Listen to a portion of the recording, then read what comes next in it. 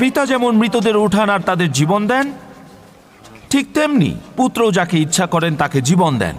পিতা কারো বিচার করেন না, কিন্তু সমস্ত বিচারের ভার তিনি পুত্রকে দিয়েছেন, যেন পিতাকে যেমন সবাই সম্মান করে তেমনি পুত্রকেও করে।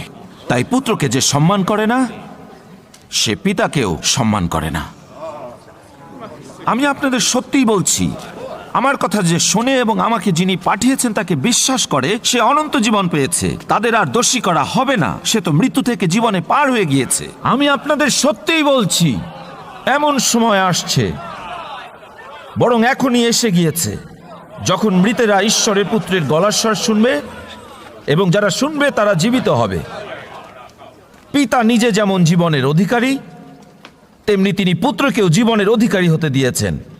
পিতা পুত্রকে মানুষের বিচার করবার অধিকার দিয়েছেন, কারণ তিনি মনুষ্য পুত্র। এই কথা শুনে আশ্চর্য হবেন না, কারণ যারা কবরে আছে তারা মনুষ্য পুত্রের গলার স্বর শুনে বের হয়ে আসবে। যারা ভালো কাজ করেছে তারা জীবন পাবার জন্য উঠবে, আর যারা অন্যায় কাজ করেছে তারা উঠবে শাস্তি পাবার জন্য। আমি নিজ থেকে কিছুই করতে পারি না।